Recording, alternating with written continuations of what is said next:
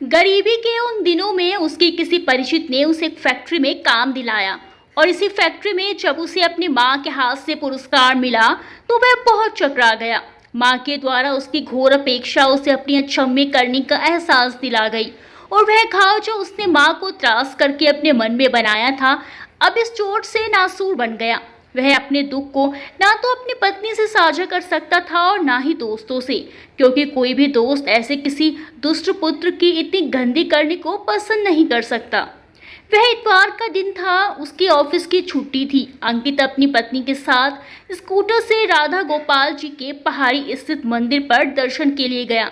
जैसे ही वह भगवान की मूर्ति के सामने हाथ जोड़कर और अपनी आंखें बंद कर प्रार्थना करने लगा तो उसे ऐसा लगा जैसे भगवान की कुटिल दृष्टि से उसके द्वारा किए गए भयानक पाप के लिए हंस रहे हों। घबराकर उसने आंखें खोल ली। मंदिर से घर की ओर स्कूटर से लौट रहे अंकित की मानसिक स्थिति अपराध बोध से और अपने खुद के द्वारा किए गए अपनी मां को असहाय छोड़ने के कुकर्म से इतनी व्यथित हो गई थी कि उसे सामने से आता हुआ ट्रक भी नहीं दिखाई दिया। तेज धड़ाके के साथ स्कूटर ट्रक से टकराया और जया और अंकित दूर तक ट्रक में उछले स्कूटर के साथ घसीटते चले गए। अंत में ट्रक का पहिया अंकित के सर के ऊपर से होता हुआ गुजर गया और उसके सर का कचूमर निकल गया तथा जया का एक हाथ और एक पैर पहिए के नीचे दबकर हमेशा के लिए शरीर से अलग हो गए।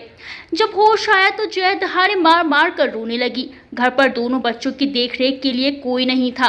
जया के मायके से उसका भाई जितेंद्र आया तो सही, पर उसे लगा कि ऐसी स्थिति में अभी हाल ही में उसे उधारी के लिए हुए पैसे वापस करने होंगे। यह सोचकर वह एक दिन अपनी बहन के पास रहकर और बहाना बनाकर घर लौट गया। अंकित के दोस्त भूषण ने, जो उसके साथ फैक्ट्री में काम करता था, सारे घटनाक्रम की जानकारी मैनेजर को दी।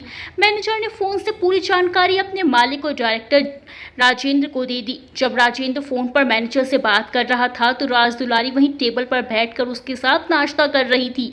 अंकित जायसवाल का नाम सुनकर उनके कान खड़े हो गए और उन्होंने राजेंद्र से पूछा, क्या हुआ बेटा? राजेंद्र ने कहा, कोई अंकित जायसवाल नाम का व्यक्ति जो उसकी फैक्ट्री में काम करता था और जो अपने पुरस्कार भी ले चुका था, आज अचानक एक्सीडेंट में मर गया है। अम्मा के हाथ से मुंह में जाता हुआ कोट छूटकर नीचे गिर गया। उनकी आंखों से अपने बेटे की मौत का सुनकर अश्रुधारा बह निकली। कुछ क्षण मौन रहकर उन्होंने राजेंद्र को बताया कि अंकित उनका वही इकलौता बेटा था जो उन्हें विदिशा के मंदिर में छोड़कर चला गया था। राजेंद्र के मुंह पर अंकित के लिए घृणा के भाव उभर आए। वह बोला, जैसी करनी वैसी भरनी। जो अपनी माँ का ही नहीं हो सका था उसके लिए यही सजा भगवान ने उपयुक्त समझी। माँ कुछ देर तक खामोश रही, फिर अचानक ही उनके चेहरे पर दृढ़ निश्चय उभर आया। राज दुलारी ने कहा, बेटा मुझे कुछ दिनों के लिए वापस मथुरा जाना है। अंकित का अंतिम संस्कार भी करना है और अनाथ हुए बच्चों को भी देखना है। मैं जब समय मिलेगा तो दोबारा तुम्हारे पास आ जाऊंगी। मेरे जाने का इंतजाम कर दो। इतना सुनकर राजेंद्र की पत्नी रुपयों से भरा हुआ एक छोटा सा बैग लेकर आई और अम्मा के हाथ में देते हुए बोली, माँ ये थोड़े से पैसे हैं, रख लीजिए, आपको वहाँ काम आएंगे। आंखों में आंसू भरे अम्मा ने स्नेह से बहू के सर पर हाथ फेरते हुए कहा, बेटा मैं अभी यह पैसे तुमसे नहीं ले सकती। तुम्हारा प्यार और स्नेह मेरे लिए सबसे बड़ी पूंजी है। तुम लोगों ने मुझ बेसहारा को आश्रय दिया, यही बहुत है। मैं तुम पर और बोझ नहीं बनूंगी। राजेंद्र ने पैसों से भरा हुआ बैग माँ के सामने जबरदस्ती रख दिया और कहा, कोई माँ अपने बेटों पर कैसे बोझ हो सकती है? यदि आप यह पैसे लेकर नहीं जाएंगी तो मुझे लगेगा कि शायद मुझसे कोई बहुत अपराध हो गया है। इसका दंड आप मुझे दे रही हैं। चुपचाप पैसे रख लो माँ, नहीं तो मैं रो पड़ूंगा। अम्मा की आंखों में आंसू भरे हुए अपना सामान लेकर कार में बैठ गई और कार उसे लेकर अपने घर मथुरा की ओर चल पड़ी। अम्मा जी की गाड़ी ग्वालियर पार कर चुकी थी। मथुरा अभी भी 4 घंटे का रास्ता था। अम्मा के दिमाग में बार बार अपने बेटे अंकित के बचपन के शैतानी के भरे दिन याद आते जा रहे थे। उसकी नादानी की हर एक याद तस्वीर बनकर उनकी आंखों में उभर रही थी। उसकी हर याद थोड़ी देर के लिए माँ की आंखों में मुस्कान लाती और अगले ही पल गंगा जमुना की धारा आंखों से बहने लगती। जब वह घर पहुंची तो अपने घर के दरवाजे को देखकर उसकी आंखें डबडबा आई। उसे ऐसा लगा जैसे उसके पति सेठ रोशन लाल दरवाजा खोलकर खड़े हो जाएंगे या फिर उसका बेटा अंकित माँ माँ पुकारता हुआ चला आएगा, लेकिन घर के अंदर फैले सन्नाटे ने उसका दिल तोड़ कर रख दिया। उनका हृदय जैसे टूटकर बिखर पड़ा और फिर उनकी आंखों से अविरल अश्रुधारा बह निकली। घर का दरवाजा खटखटाने पर अंदर से उसकी पड़ोसन जानकी बाहर निकली और उसके साथ ही दो नन्हे बच्चे मोहन और जयश्री भी बाहर निकले। जानकी ने बच्चों को बताया कि यह तुम्हारी दादी माँ है जो तीर्थ यात्रा को चली गई थी, आज वापस आई हैं। अंकित ने मां को विदिशा छोड़कर आने के बाद सभी को यही बता रखा था कि उसकी मां हरिद्वार में और बनारस में तीर्थवास कर रही हैं और अब उनका संसार की मोहमाया से विश्वास उठ गया है, इसीलिए वह घर नहीं आएंगी। जयश्री और मोहन सहमे हुए से दादी माँ के पास आए और दादी माँ ने उन्हें गले से लगा लिया। जानकी ने बताया कि बहू के एक हाथ और एक पैर पूरी तरीके से कट गए थे। डॉक्टर ने बहू का हाथ तो जोड़ लिया है पर पैर नहीं जुड़ पाया और बहू अब भी अस्पताल में भर्ती है। उसे ठीक होने में कम से कम 20 दिन लगेंगे। जानकी ने बताया कि कैसे अंकित के सिर के छोटे छोटे टुकड़ों को उठाकर बैग में रखकर पुलिस लाश को पोस्टमार्टम के लिए ले गई थी और एक दिन बाद ही उसका अंतिम संस्कार किया जा सका था। अम्मा गहरी सांस लेकर अपने बेटे की दुर्गति की कहानी सुनती रही और रोती रही। उन्होंने अब अपना मन स्थिर किया और अपनी बहू को देखने अस्पताल जा पहुंची।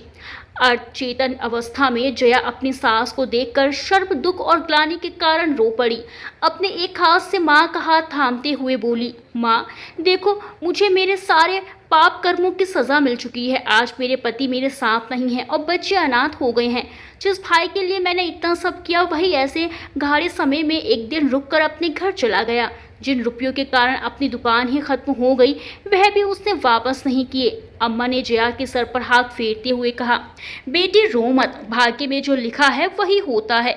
उसी के कारण मुझे और तुम्हें इतने दुख मिले हैं, लेकिन अब सब्र से काम लो बेटी। और हमारे सामने मोहन और जयश्री के संभालने की जिम्मेदारी है और घर चलाने के लिए कुछ ना कुछ करना ही होगा। इसके लिए हिम्मत रखने की आवश्यकता है। रोकर हम कुछ भी नहीं प्राप्त कर पाएंगे बेटा। कहकर अम्मा ने जया के सर पर हाथ फिराया और बोली, इसीलिए हिम्मत रखो और शीघ्र स्वस्थ होने की कामना करो। अपनी सास का सहारा पाकर जया को बहुत हिम्मत मिली। उसे जितना सास का सहारा मिलता वह उतनी ही ज्यादा रोती थी। इस तरह रोने से उसके अंदर के सारे कलुष धुल गए और उसने अपने आप में थोड़ा हल्कापन और दृढ़ता का भाव महसूस किया। जब तक जया अस्पताल में थी, अम्मा ने अपने पति सेठ रोशन लाल के मुंशी जी को बुलवा भेजा और अपनी बंद दुकान की सफाई करवाने को कहा तथा राजेंद्र के दिए हुए रुपये उन्हें देकर बोली, मुंशी जी बाजार से थोड़ा थोड़ा सभी सामान अपनी दुकान चलाने के लिए उठा लो। हमें ज्यादा किसी से उधार नहीं लेना है। जितना होगा उसमें एक छोटी सी दुकान चलाएंगे और बच्चों का जीवन संभालेंगे। मैं खुद अब दुकान पर बैठूंगी और आपकी मदद से हम अपना धंधा फिर से खड़ा करेंगे। मुंशी जी की आंखों में खुशी के आंसू आ गए और वह पैसे लेकर और उसे थोड़ा सा सामान लेकर आ गए। उससे खरीदकर नए सिरे से किराने की दुकान शुरू कर दी। दुकान का नाम रखा रोशन लाल मोहनलाल किराना स्टोर। दुकान पर बैठी सेठानी राज दुलारी जी अब छोटा मोटा सामान खुद ही तोड़ रही थी। सिर्फ सेठ रोशन लाल का नाम और राज दुलारी की मेहनत तथा अंकित के मरने की सहानुभूति के कारण दुकान 10-15 दिनों में ही खूब अच्छी चल निकली और जो थोड़ा सा सामान दुकान शुरू करने के लिए उपयोग किया था उसका कई गुना सामान अब दुकान में भर गया। मुंशी जी ने वस्तुओं के दाम बहुत कम मुनाफे पर रखे थे, इस कारण बाजार से कम दामों पर सस्ती वस्तुएं मिल रही थी। ग्राहकों को और क्या चाहिए था, बस दुकान चल निकली और सेठानी राज दुलारी ने अपने विनम्र, सरल और स्नेहमयी स्वभाव के कारण दुकान की लोकप्रियता में 4 चांद लगा दिए। 1 महीने बाद जब जया अस्पताल से छुट्टी लेकर घर वापस आई तब घर की स्थिति पूरी तरीके से बदल चुकी थी और लगभग घर वैसा ही सेटल हो गया था जैसा सेठ रोशन लाल के समय में रहता था। सेठानी राज दुलारी ने अब घर के काम के लिए काम वाली बाई रख ली थी और जया 3 पहिए वाली साइकिल से दुकान आती थी और सेठानी की देखरेख में दुकान की बारीकियां समझ रही थी। राज दुलारी 2 घंटे के लिए मोहनलाल को भी दुकान पर बुलाती थी, उसे अपने साथ बिठाती और उसे दुकान के छोटे मोटे काम समझाती थी। कभी मोहन पैसे लेता था तो कभी छोटे मोटे सामान। धीरे धीरे जिंदगी अपने ढर्रे पर चल निकली और अब सारे कार्य तोल देता था और सभी पैकेट उठाकर काउंटर पर लेकर आता था। इस तरीके से मोहन और उसकी मां जया दोनों ही दुकान की बारीकियां ठीक से समझ गए थे। बाकी दुकान चलाने के लिए मुंशी जी की मदद तो थी, दैनिक नियमों के हिसाब से सारे काम घर में होने लगे। जया के घर से फिर से ठीक तरीके से सेटल होने की खबर उसके भाई जितेंद्र को भी मिली और उसे भी अपनी गलती का एहसास हुआ। उसकी श्रीमती ने उसे समझाया कि बहन बेटी से लिया हुआ उधार बिना ब्याज के ही सही पर एक दिन चुकाना तो पड़ता ही है, अन्यथा ईश्वर के यहाँ जाकर हिसाब देना पड़ता है और यहाँ का किया हुआ यही भोगना होता है। जया का भाई जितेंद्र अब 2 लाख रुपए लेकर जया के पास आया और बोला, जया, जब तुम्हें पैसों की बहुत आवश्यकता थी तब मैं तुम्हें पैसे वापस नहीं कर पाया। अब मैं तुम्हें 2 लाख रुपये अभी वापस कर रहा हूँ। शेष रुपये मैं तुम्हें जल्दी से जल्दी वापस करने का प्रयत्न करूँगा। मेरे कारण तुम्हारे घर को जो परेशानी हुई उसके लिए मैं बहुत शर्मिंदा हूँ। जया को लगा कि भले ही उसके पति अंकित जायसवाल आज नहीं है, पर अब घर फिर पहले की तरह स्थापित हो गया है। अम्मा जी ने घर की जिम्मेदारी अब जया को संभालने दी और जया को समझाते हुए कहा, बेटी, अब मुझे राजेंद्र के पास वापस जाना है। वह मेरा बहुत बेसब्री से इंतजार कर रहा होगा। यह घर अब तुम्हें अकेले को ही संभालना है। जया ने अम्मा को बहुत रोका, लेकिन इतना कहकर जयश्री और मोहन को प्यार करके अम्मा ट्रेन से वापस भोपाल की तरफ चल पड़ी। रात 9 बजे मथुरा से ट्रेन में चढ़ने के बाद अम्मा जी थकी हुई तो थी ही, वे थोड़ी देर में सो गई। उसे सपनों में भी राजेंद्र, बहू संगीता और बच्चे गीत और सरगम ही याद आते रहे। पूरी रात राजेंद्र और राजेंद्र के परिवार के सपनों में खोई रही। सुबह 6 बजे जीटी एक्सप्रेस भोपाल प्लेटफॉर्म पर लगी अम्मा जी ने अपना सामान लिया और स्टेशन पर उतर गई। सामान ज्यादा तो था नहीं। ट्रॉली बैग को खींचते हुए एक बैग को कंधे पर टांगे हुए वे ऑटो स्टैंड तक गई और ऑटो में बैठकर बेटे के घर अरोरा कॉलोनी में जा पहुंची। ऑटो वाले के पैसे देने के बाद उन्होंने डोर बेल बजाई। कौन होगा, इतनी सुबह सोचते हुए संगीता बाहर आई और अम्मा जी को देखकर खुशी से उनसे लिपट गई। अम्मा जी के पांव छूने के बाद संगीता ने उनका बैग ले लिया और जाकर जितेंद्र को जगा दिया।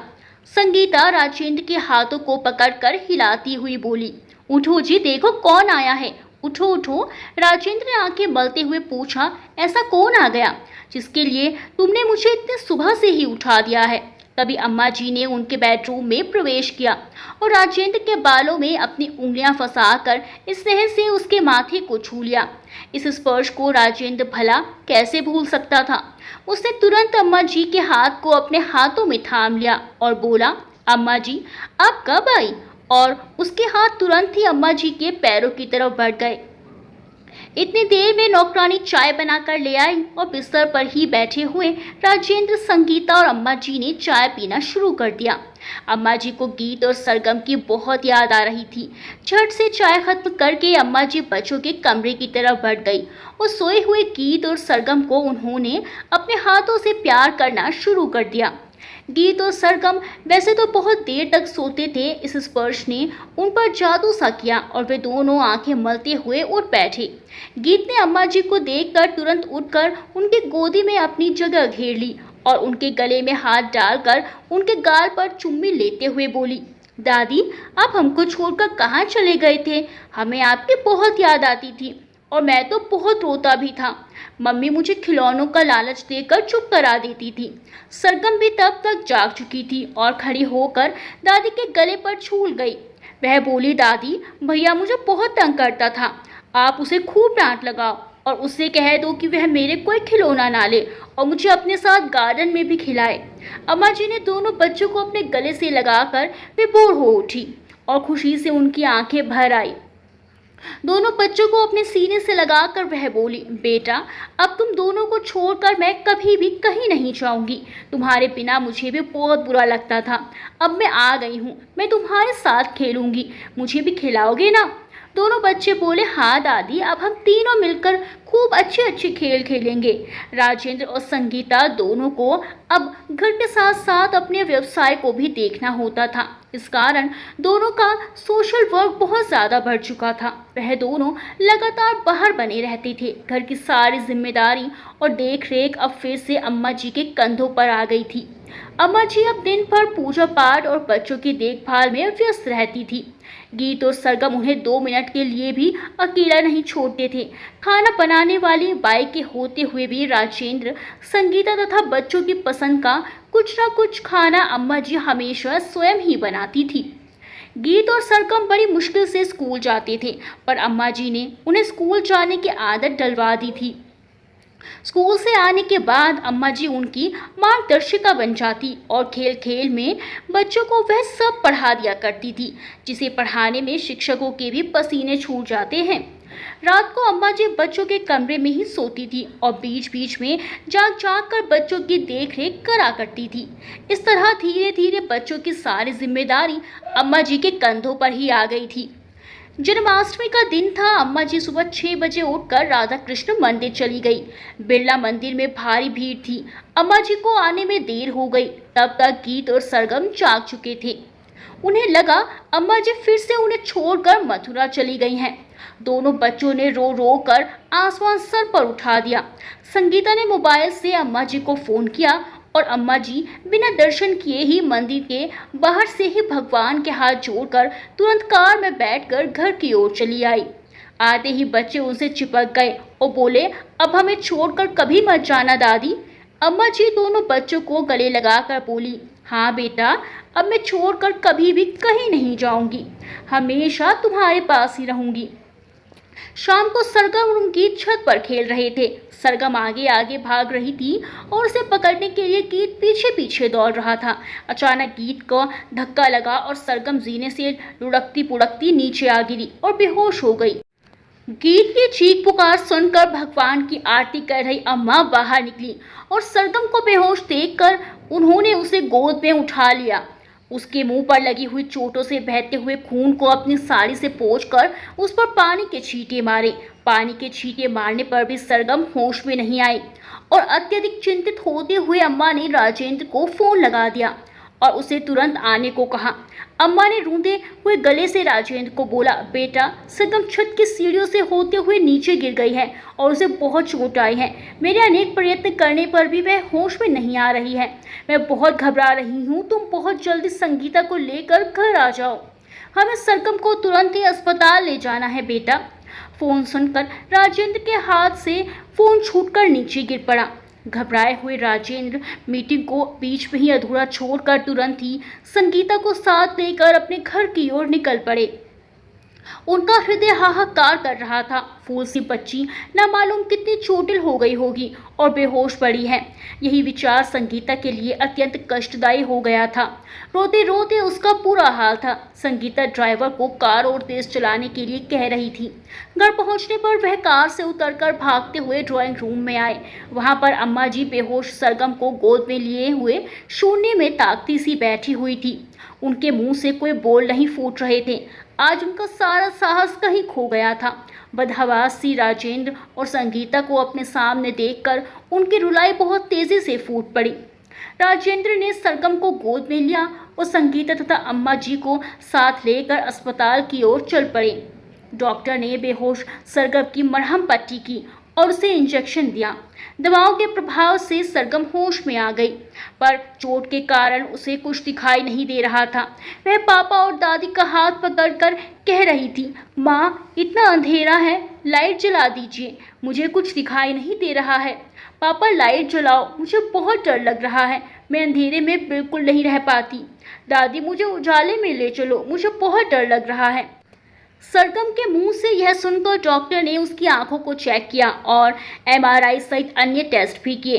अंत में इस निष्कर्ष पर पहुंचे कि मस्तिष्क और आंखों की चोट के कारण सरगम अपनी दृष्टि खो चुकी है और शायद वह अब कभी देख भी नहीं पाएगी।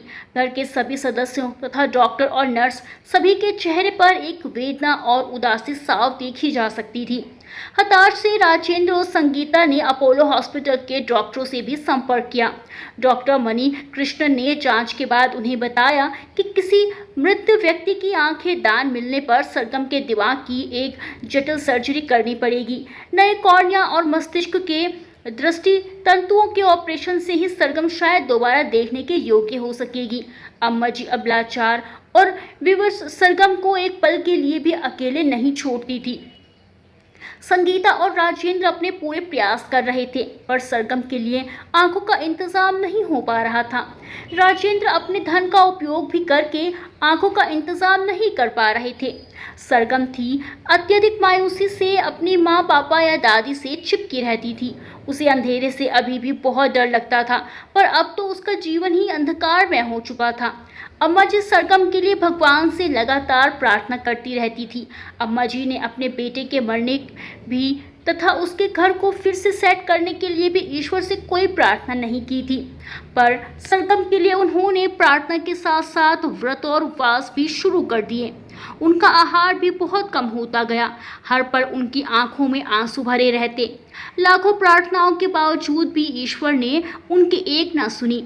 एक दिन अम्मा दृढ़ निश्चय के साथ राधा कृष्ण मंदिर पहुंची और भगवान के आगे हाथ जोड़कर मन ही मन में बोली, भगवान, मेरी सरगम ने आपका क्या बिगाड़ा था जो उसे जीवन भर का अंधकार दे दिया। यदि मेरी आप में एक लेश मात्रा भी शक्ति है तो उसी का वास्ता देकर मैं आज आपसे मेरी बेटी की आंखें मांगती हूँ। मेरी सरगम की आंखें दे दो भगवान, चाहे उसकी अवध में भले ही मेरी जान भी ले लो, पर आज मेरी लाज रख लो प्रभु। मन में ऐसी प्रार्थना करते हुए उनकी आंखों से अविरल अश्रुधारा बहने लगी। अचानक मूर्ति के सर पर रखा गेंदे का फूल उनकी प्रार्थना करते हुए आहतों में आ गिरा। इसे भगवान का आशीर्वाद समझकर अम्मा ने अत्यंत हर्षित हो गई। उन्हें पूरा विश्वास हो गया कि अब सरगम की आंखें अवश्य ठीक हो जाएंगी। उसी खुशी में भगवान को बारंबार प्रणाम करते तथा फूल को हाथों में लेकर उसे सरगम को देने के लिए अम्मा जी अत्यंत खुशी में तेजी से मंदिर की 108 सीढ़ियां उतरने लगी। अत्यंत कृशकाय और व्रत और उपवास के कारण बेहद निर्बल हो चुकी राजदुलारी सीढ़ियों से धड़ाम से फिसलती हुई नीचे जा गिरी और बेहोश हो गई। आसपास के लोगों ने उन्हें उठाकर सरकारी अस्पताल में भेज दिया। बड़ी मुश्किल से अम्मा जी को होश आया। होश में आते ही कराहती आवाज में उन्होंने राजेंद्र को बुलाने के लिए डॉक्टर से विनती की। राजेंद्र शहर की जानी मानी हस्ती थे, उन्हें डॉक्टर भी जानते थे। तुरंत उन्होंने फोन लगाकर राजेंद्र को बुलवा लिया। अम्मा जी की तबीयत शत प्रतिशत खराब होती जा रही थी। राजेंद्र, संगीता दोनों ही अम्मा जी के हाथ अपने हाथों में लेकर रो पड़े।